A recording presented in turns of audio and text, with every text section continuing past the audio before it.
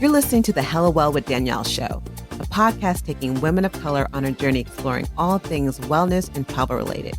We're all about showing you how to put on your oxygen mask first and creating lasting self-care habits that will free you to travel the world and live the life you truly desire, and not one you have to fake loving.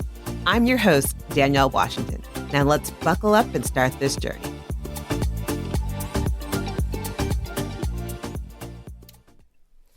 Hello, and welcome to another episode of the Hello Well with Danielle podcast. I am your host, Danielle Washington, and I want to talk about something today that I've had an issue with. And so I was like, you know what? This is something I've had an issue with. I know so many people have an issue with it because people do it to me all the time, and I'm tired of it, and I'm tired of doing it to myself. And I want to talk about one of the most harmful words in the English language. And if you think about it, words are powerful. You know, they always say sticks and stones will break my bones, but names will never hurt me. Nah, boo. Names and our words constantly hurt us on a regular basis. So I'm more afraid of the words than the sticks. And so I want to talk about the word should. I should do better. I should know better. I should eat healthier. You should, take better care of yourself. You should, go vegan.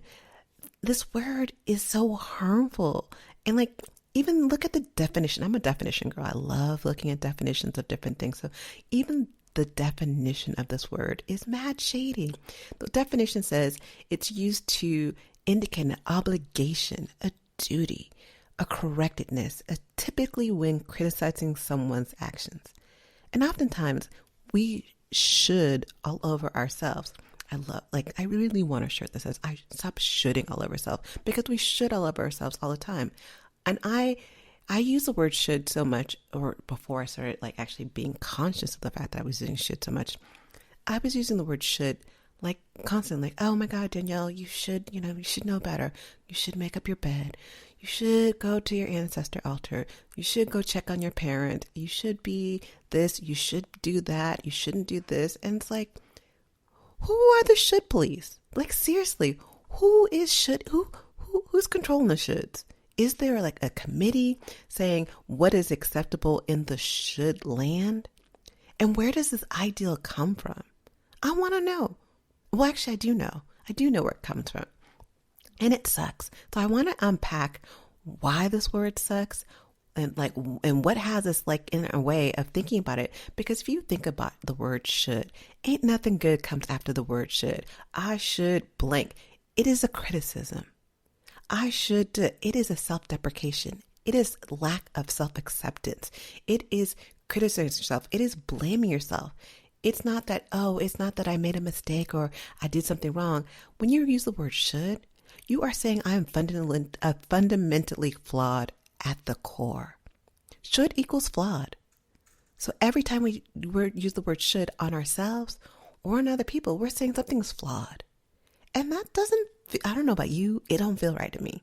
It don't make me feel all warm and fuzzy when someone's like, oh, you should. I'm like, oh, yes. Criticize me, girl. Yes. Bring it on. More. Nah, boo. It don't feel good. But we do it to ourselves constantly. We're always saying, I should do this. I should do that. And we are criticizing ourselves. At the core of this word, it's a judgment. We are judging ourselves or someone else every time you use the word should. So let's unpack why this word hella sucks. If you haven't figured this out already, I think this word sucks. And that's why I think perhaps you may want to consider removing it from your conversations and especially from talking to yourself, because, it doesn't feel good.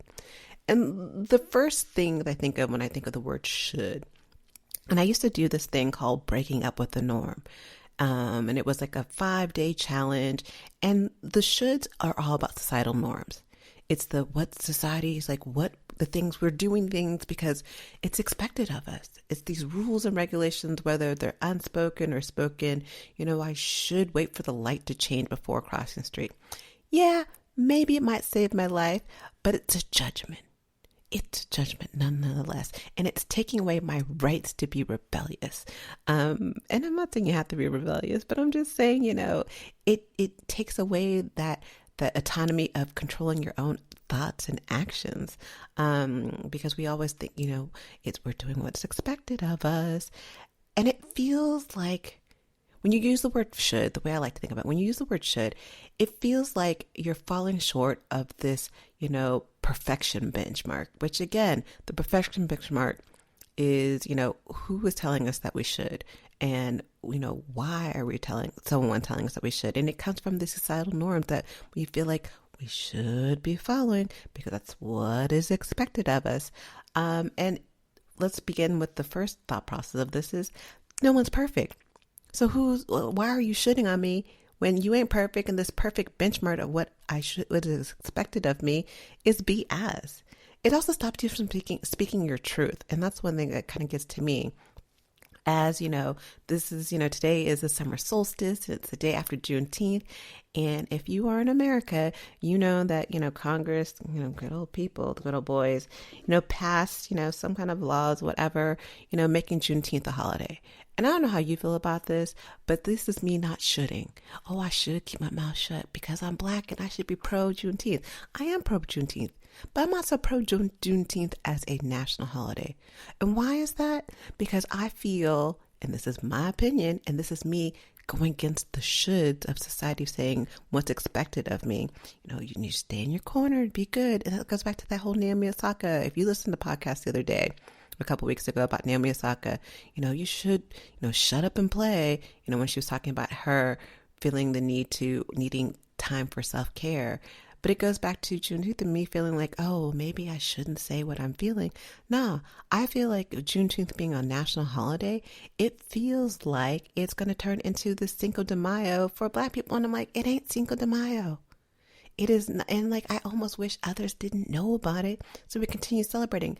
And they would think June 19th is just another day while we're over there celebrating our liberation, or in theory, our liberation. But going back to the conversation, I got off topic, but the shoulds stop us from speaking our truth. They stop us from, our controlling our actions and our thoughts because we feel like we have to do a certain way, and it totally ignores the importance of what you feel and what you think. And it oftentimes is not even in alignment with what you want for your own life. Oh, I should go to college. If that's not in alignment with what you're feeling, or I should be this entrepreneur who hustles hard, doesn't sleep, I don't eat well, I should go fully vegan and, cut off my hair and go into moments of silence. None of those things are in alignment with what I want and what I need in my life to make me feel happy. But when you should all over yourself, that's exactly what you're saying. You're saying, nope, you're lacking something. You are, bad you. You're not doing something right. You're not making that perfect benchmark. You're falling short. Judgment. And it don't feel right. But people use it oftentimes should as, a way to motivate themselves. And let me be clear, another reason why it sucks is because it's not a great motivator. Think about it. Using negative emotions to make changes is not a great motivator. Think about the prison system. We have death row in many different states. And does it stop people from killing other people? Does it stop people from shooting other people? No, it doesn't. None of this stops people. So it's this negative, oh, you're going to go to jail if you do these things. It doesn't stop many people from committing crimes. So again, this negative, emotion or negative thing is that we're hoping that it will motivate us. And I won't, don't get me wrong. There are some people where using negative emotion does motivate them, but in the reality of it all, yeah, it might motivate them for a second, but it's not a long-term shift in your behaviors, and you'll most likely burn out real quick from that. And instead, it, motivates people from this, feeling of lack of acceptance rather than encouragement. And that, again, I say it over and over, it doesn't feel well, which is another reason why this word sucks. It sparks so many negative emotions, and it leads to regret. When you're saying I should, it's like, dang, I wish I did better. I should have gone on that trip. in early 2020, because who knew COVID was going to take over my life? It's this wishing, it's this feeling of regret. And it doesn't feel, I'm kind of continuously say this over and over. It don't feel good. It don't feel right. But yet we should all of ourselves all the time. And if you think of the word shoulding all of yourselves all the time, it sounds like another word that we use. And that doesn't feel good either. So why would you should all over yourself constantly over and over and over again? And the reason why is because we have the societal norm that, this is what is expected. This is like, if I'm going to fit into this bubble, if I'm going to fit into the norm, I need to should on myself because it puts me in the box and I need to live in the box. In reality, no, you don't need to live in the box. The box sucks. The box will hold you back. The box is not your friend, nor is the word should. But again, we should all over ourselves constantly. And it also stops you from taking risk and having fun. Remember, like when you were a kid, think about it. When you were a kid, you were fearless. You were a fearless badass. Like, oh, I'm not afraid of climbing the tree. When someone's like, oh, you shouldn't climb the tree, you can get hurt. No, you climbed the tree. As a kid, we did so much. We took the risk and we had fun. And as adults, we, bring in these feelings of roles and responsibilities. I'm a mother. I'm, a caregiver. I'm, a pet owner. I'm this, I'm that, and that, and that. And I have the responsibilities. I'm at a certain age. I'm over 30. I'm over 21. I should act a certain way. I should dress a certain way. I should eat a certain way. I should know better. I should do better. And it literally sucks out the ever living life out of fun, out of taking risk, out of adventure. When you are so stuck in the shoulds, you're not living in the present moment. You're so in the, oh, this is the way I want to be in the future, so I should be this way, or this is the way, that this has kept me safe, so in the past, so I should be this way. You're not here. You're not in the present. You're not living. And it sucks. It just sucks. And it takes you away from living life in the moment. It takes you away from having fun. I'm not saying we should negate our responsibilities or our roles, but what I am saying is when we should all over ourselves, we're stepping further away from living life fully, in a way that is in alignment with us, and taking risks, which gets us out of our comfort zone. There's nothing, when you think of your comfort zone, it's meant in your ego, it's meant to keep you safe. It's all about keeping you safe. I should, That's the ego. That's the ego telling you, danger, danger, danger. You're getting out of the comfort zone. You're going out, you're stepping outside the box, and I'm going to need you to get back in that box. And what it's saying is that box is your safety. The box and your comfort zone is what is your past, meaning it's what you know. And when you're not living towards the uncertainty, the unknown, the present moment, or the future, you're living in the box and you're not allowing yourself to grow. There is no growth in the comfort zone. There's safety to some degree. And it's not even safety that you may want. Being in your comfort zone doesn't mean that you're safe and you're fun and having a good time. Oftentimes being in your comfort zone, it may be the life that you don't really desire to have, but it's the one you're like, well, I've always been on food stamps. Like, it is what it is. This is my comfort zone. Me jumping out and starting something new and innovating and whatever may be good and may lift me out of this comfort zone, but it doesn't feel safe. The ego's like, nope, you should stay here. You should not try to, get outside of your lane. I hate that when people tell you stay in your lane. You should stay in your lane. F the lane. The lane ain't done nothing for you. Again, who are the should please? If you know who the should please are, let a sister know, because I really want them to all go to jail, because they should go to jail. I use that word on purpose. But oftentimes we use should, and I will say this, and I want to clarify this as well. There are people who use the word should in in a good way, not in a good way. And their heart is in the right spot. And I want to say that, like we say, I would tell my nephew, like, you should consider, finding things that make you happy. And it's not that I'm saying it in a way that I want him to do harm towards himself. I'm saying it in a way that I want him to do better. But at the same time, it still goes back to, it's a criticism. It's a judgment.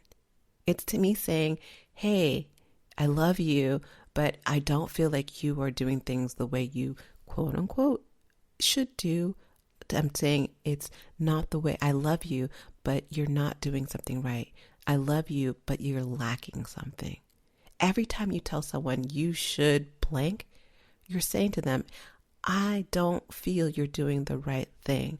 I am judging you. I feel that you are flawed. So every time you say the word you should is saying you're flawed.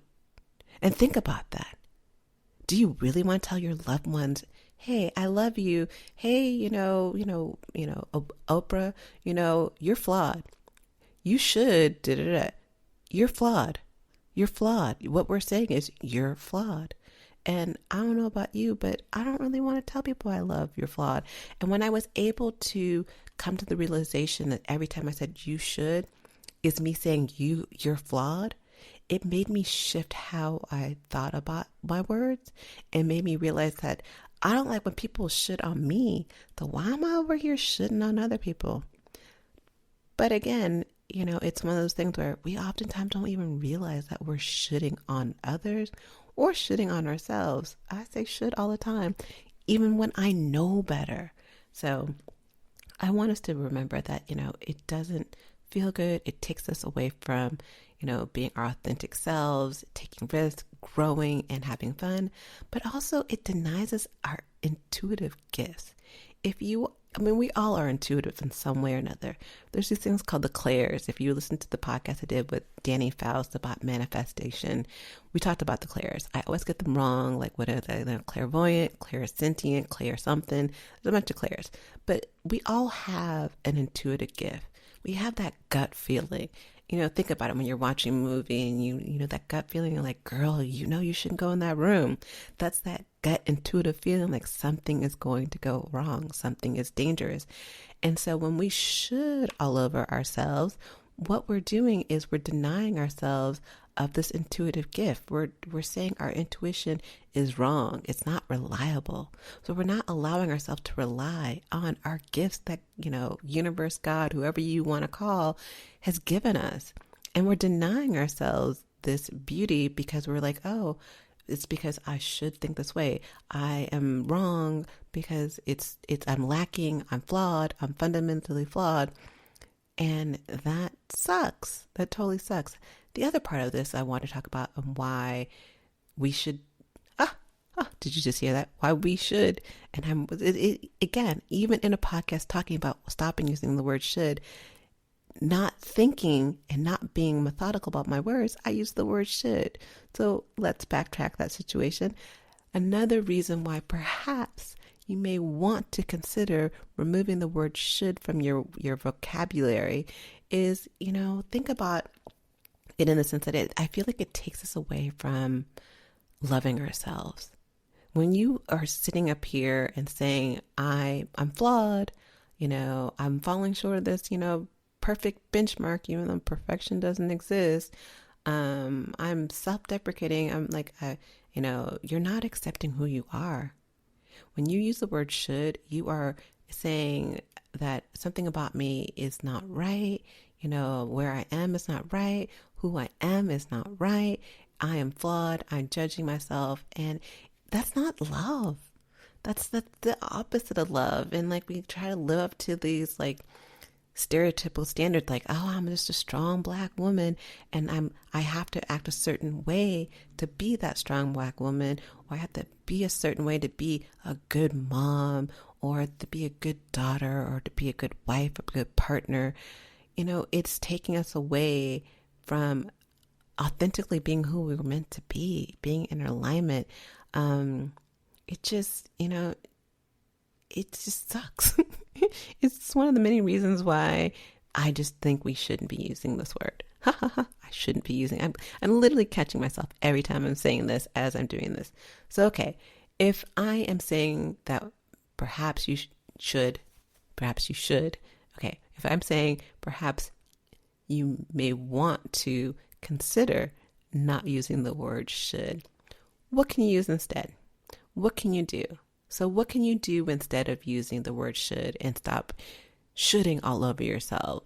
'Cause if that's something that you want to do, I'm hoping after listening to this podcast, you're like, I'm going to stop shoulding all over ourselves. And I'm going to, more importantly, stop shoulding all over other people.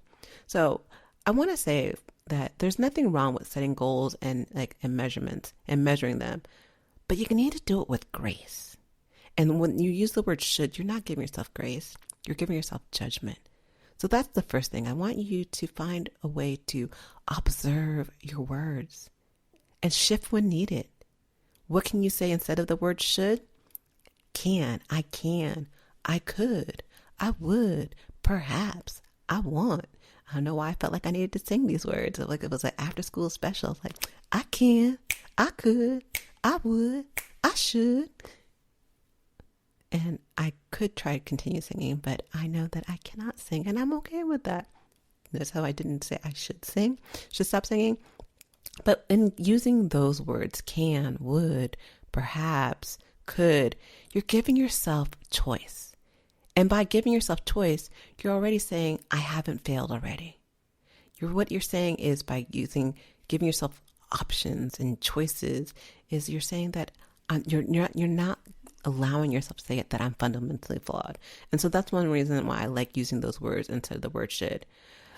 Also, when you start finding that you're using the word should, start to question yourself or someone else. Why am I using the word should? Why should I do or think a certain way? And does that make me feel good? Is that in alignment with how I want to be and how I want to be perceived and how I want to show up in other people's lives? So question when you use the word should, well, why? Why should I? Why should I think this way? Why should I do things a certain way? Also learn how to validate yourself in a form that's positive and supportive. Using the word should is not valid. It's using this self-deprecation to validate what you're doing wrong. And it's validating that you're flawed. And do you really want to validate that you're flawed? I don't think you're flawed. I think you're an amazing, you're perfectly imperfect human, because there's no human that's perfect. And when we realize that we're not perfect, the shoulds should be going out the window. Should. Use it again. Third time in this. And I'm like literally counting. I'm like, it's like there's a counter. Third time I've used it. But also stay away from this all or nothing mentality. When we think things have to be black or white, it has to be all or nothing, that's when we should on ourselves, because it's like there's no choices. And it goes back to when you allow yourself to have choices, you're not already failing because you have options. But when you have this all or nothing, it's like either I win or I lose, and there's no gray line in between. Yeah, you shouldn't will make it so, you can easily consider yourself a failure, consider yourself flawed, and criticizing yourself. And that doesn't feel good. Again, when living hell and well, in my mind, it's about being in alignment with who you are meant to be and who you're growing to be. But it's also about giving yourself grace. And it's about, feeling good about yourself. And that's why I always say we should break up with the norm, because the norm is these shoulds, because we should all over ourselves. And the shoulds are us feeling like we have to live up to this expectation to be successful, to be beautiful. Oh, I should straighten my hair because that's what, American Beauty is. I should, go find, I don't know. I'm just thinking I should, do all these things to become successful because that's what I should be aiming for. That's the American dream. Nah, break up with the norm. Break up with the norm. Give yourself grace. Observe your words. Question why you should do a certain thing or feel a certain way. And on top of that, I want you to think about these three different things. So instead of using the word shoulding and shoulding all over ourselves, I want you, when you're talking to yourself or to other people, focus on the benefits. So instead of saying, I should meditate more, which I do probably say often to myself, I like to start thinking to myself, I'm like, well, what's the benefit behind meditating? Okay, when I meditate, I feel better, I feel grounded, I feel centered, and I feel ready for my day when I meditate. So again, instead of saying I should meditate, what instead I'm saying is I'm going to focus on the benefits, and I'll say, if and when I meditate, I feel centered and I feel more prepared for having an amazing day. And that helps you come from a place of love and a place of positivity versus negative emotion, trying to use a negative emotion to change a behavior. The other thing I want you to think about is focusing on the activity. And does it even fit your values? Like, oh, I should stop smoking, or I shouldn't smoke, which is really interesting because I used to be a European and Vegas smoker, which it didn't make any sense. So every time I was in Europe or in Vegas, like in Europe, my friend Kato and I love one of my favorite travel partners of all time. Somehow or another, first thing we do, we'd get together, we'd hug, and then we'd buy a pack of cigarettes. Neither one of us smokes. He's from the UK, but if we hit Italy, we hit Portugal or some other country, we're like Spain, we're like, and let the smoking begin. But what I would tell myself, I'm like, oh, I shouldn't smoke because it doesn't fit in line with, my values. But instead of saying I shouldn't smoke because it doesn't fit my values, I should remember, or you should remember, if this is something that is something for you, that it's important for me to take care of my body. And that's tapping into your values instead of, oh, I shouldn't smoke. It's like, oh, it's important to take care of my body. So if it's important for me to take care of my body, I don't think I'm going to smoke. Versus, oh, you shouldn't smoke. You shouldn't smoke. The third thing I wanted to bring up, and kind of the last point, is focusing on accepting and exploring your reality. Your reality. So stop avoiding unhealthy feelings and feel that you feelings that you you should, I should feel this way, I should this way. Instead, say, I'm okay with feeling and thinking this way, and explore how that feels. I shouldn't be angry. Instead of, oh, I shouldn't be angry. I should be able to cope better with grief. And I was one of those people who, when I was grieving, I had 6 people die in 2018 on me. And in my mind, I was shoulding. And that's when I was really shoulding. I was like, oh, you should do better. You should be able to buck up. Why are you sad? You should, be able to cope better.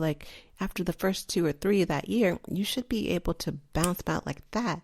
And instead of allowing myself to feel what I was feeling or thinking, I shoulded all over myself. And so what I'm saying in this situation is focus on accepting and exploring what is your current reality in that moment. And say okay, I'm feeling this, I'm thinking this. And instead of feeling or thinking a certain way and shaming yourself for it, allow yourself grace.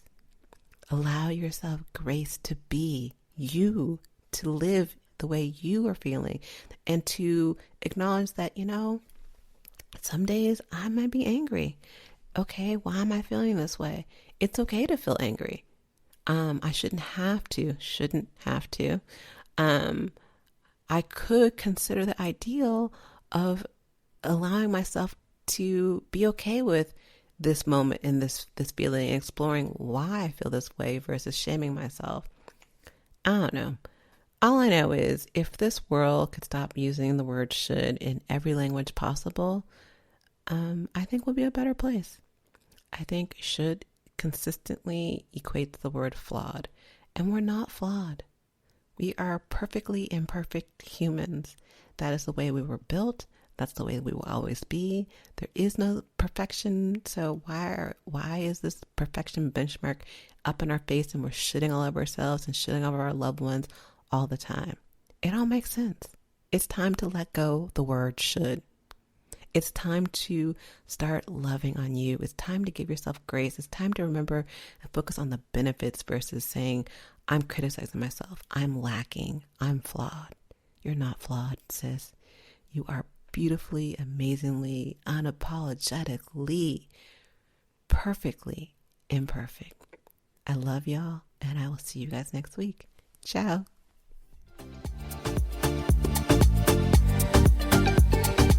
Thanks for joining us this week on the Hello Well with Danielle show. Make sure to visit our website, hellowellwithdanielle.com, where you can subscribe to our show on iTunes, Spotify, and Amazon Music and never miss an episode. Also, you can follow us on social media at Hello Well with Danielle on Facebook and Instagram, and Hello Well Danny on Twitter. And if you hella love the show and got some good nuggets out of it, know that I'm not too proud to ask for you to please leave a rating or review on iTunes so that we can continue to expand our reach and help other women of color. Again, thanks so much for listening, and I hope to see you next week. Ciao.